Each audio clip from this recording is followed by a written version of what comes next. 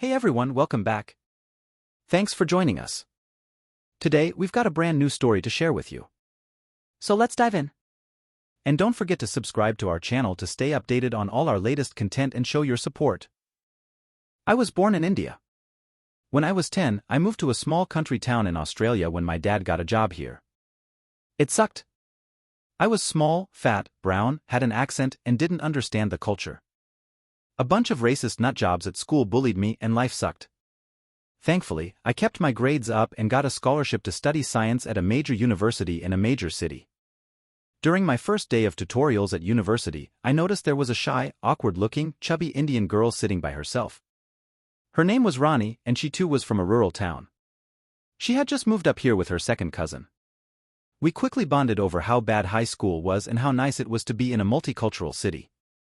We ended up having a lot of mutual interests and joined the same societies and clubs at our university: video games, board games, Indian cultural clubs, ballroom dancing, etc. Within a month or so, I asked her out, the first girl I ever asked, and she said yes. We dated in secret and became each other's first everything: kiss, love, relationship, sexual partner, etc. After a year of secret dating, she moved into my apartment. Life was fantastic. We never fought, had no problems, had similar hobbies and friends, were constantly attracted to each other, had sex every day, etc. It was perfect, just two lovebirds building a life together. Well, after dating in secret for 2 years, we decided to meet each other's families. My parents are conservative Muslims, but they knew I was going to date around. They were just happy I had chosen an Indian girl they could relate to. Her parents initially were very harsh and aggressive. However, when they met me, they immediately fell in love with me. The only problem was that they wanted us to get married. Rani and I had already talked about this. We both wanted to get into medical school after our bachelor's. We both wanted a family and a white picket fence, but we had both decided to wait on that until after medical school. However, after meeting her parents and some introspection, I decided to speed up the plan. My plan was to ask her for marriage in 2 years, when we'd finished our bachelor's. We would get married in the 5-month break after university, do a bit of travel, have a honeymoon, and then commence medical school as husband and wife. In the meantime, I decided I was going to lose all my excess weight and become the attractive groom she deserved. Both she and I were fat, and we never had any issues with our weight or attractiveness to each other. I didn't care if she remained fat for the rest of our lives. I just wanted to improve myself and make myself the attractive man she deserves to be with. Rani was initially supportive of my weight loss. She liked the new me and how much energy and confidence I had. After 1 year, I had lost 30 kilograms and reached my ideal body weight. I started lifting and was building muscle mass. Rani started getting more insecure about herself. I would reassure her that I had no issues with her weight, but we started getting into more fights. She was annoyed with how I would always cook my meals and I wouldn't eat out with her as much. I spent all this time at the gym, etc. I was too attractive for her, etc. I would reassure her all the time that this wasn't the case, but things kept getting worse. With 1 year to go, I let Rani's father in on the plan. I asked him for his consent to marry Rani on the condition that we'd get married after graduation so that we wouldn't have to worry about a wedding while trying for medical school. He said yes and was absolutely excited. With 8 months to go, Rani started acting really cold and weird. I knew something was up. At first, I thought it was the stress of medical school entrance exams, coursework, etc. 2 weeks into the cold, I opened up her laptop to look up this tenancy agreement thing regarding our apartment. I saw a message from this guy that was highly suspicious. Rani had this friend who looked and acted like that dumb, fat brother from My Name is Earl. He was absolutely ridiculously socially inept, annoying, and very uncultured or ignorant. He was very fat and had bad BO all the time. He was in the board games, video games, and anime clubs with us. Looking over her Skype messages, Rani had been bitching Earlbro about our relationship for the last year or so. Earlbro had confessed his love for her a couple times, which Rani had knocked back. 2 weeks ago, Rani and Earlbro must have cheated. Earlbro wanted Rani to break up with me, but Rani was saying this whole thing was a mistake and to shut up.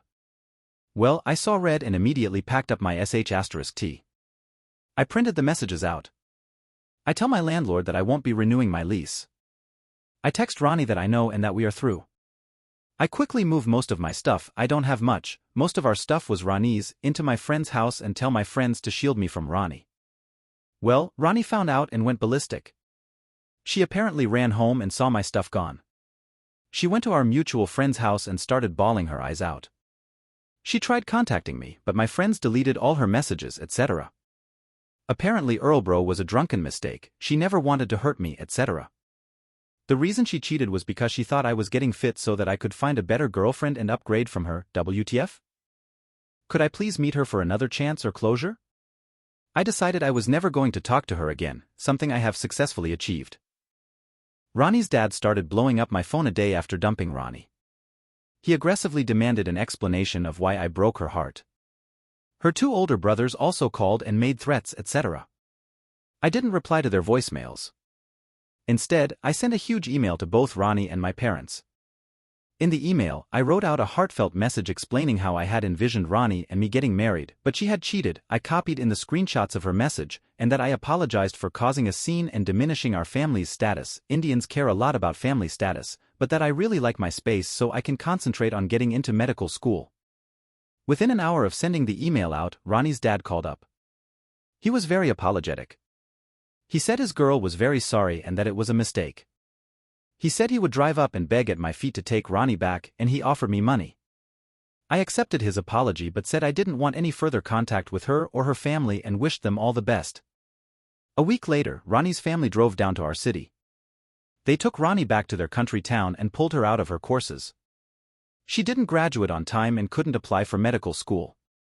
She returned 1 year later to complete her course, but she failed. She ended up living at home unemployed for a year before going into a retail job. She put on massive weight and now looks like a bloody globe. Word got out to the Indian community about her cheating and her family was ostracized. Ronnie is now massively depressed and her family has resented her for bringing down their status in the Indian community. I went off to medical school in another state. A bunch of Indian parents got in contact with me to tutor their kids. One girl I tutored, Amina, blew me away. She was studying science and wanted to get into medicine. She was gorgeous, both inside and out. She had a beautiful smile and lit up the room. Most importantly, she had a beautiful soul. She was active in her community and volunteered a lot, not because it would help her get into medical school but because she actually cared. After tutoring her for a year, I knew I was in love with her. I asked her out but she declined. She said she liked me too, but she is religious and only wants an arranged marriage as per Islamic law. Despite not dating her, I knew she was my dream girl, so I contacted my parents. My parents and her parents arranged our marriage on the proviso that we would be engaged for 2 years until both she and I graduate from our respective programs. During this time, we started dating as fiancés. Weird, I know. Years ago, Ronnie and I made a bucket list of romantic activities we would do together as a couple. Amina found the list. I explained the situation to Amina, and she said she liked the list and wanted us to complete the activities with some modifications. We aimed to complete the list before our marriage. Amina took photos and scrapbooked all our memories as we completed them, things like hiking a mountain, salsa dancing, the Great Barrier Reef, Rome/Paris, etc. A couple months before our scheduled wedding, Amina published our scrapbook on Facebook. Somehow Ronnie found access to the scrapbook. She sent a scathing message to Amina saying she stole her idea. Amina sent back a visceral message saying how terrible Ronnie is, how bad it must be to lose someone like me, and that the scrapbook was our idea together before we'd get married. Hearing that I was getting married must have pushed Ronnie over the edge and she threatened to take her life. She had to spend 3 weeks in a mental health ward. It was a massive scandal in our Indian community. This was 3 years ago. I've been married to Amina for 2 years now, and things have been perfect. She is now in medical school and I am a junior doctor. We're trying for a baby now. Last Sunday my father called. One of my dad's friends from another city was trying to arrange a marriage for his son. Ronnie's parents had contacted him with a proposal. My dad's friend called up my dad to get an idea about Ronnie before they introduced her to his son. My dad forwarded my initial email to this guy and then called up and told him Ronnie's story of cheating, dropping out of university, depression, etc. Needless to say, that guy ran for the hills and cancelled the arranged marriage. He was very thankful for my dad's advice and said he would warn the other Indian people in his state about her history. So that's that. In the end, I didn't even have to talk to Ronnie these past years to get my revenge. All of it was delivered on a silver platter by karma. I have a beautiful wife and a job I enjoy, while all Ronnie got was misery and self-destruction. All this because I wanted to lose weight before I proposed to her.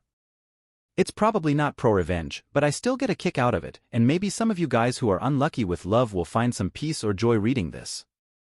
Just passing the karma on. Thanks for watching. If you enjoyed this video, don't forget to like, comment, and subscribe for more stories like this.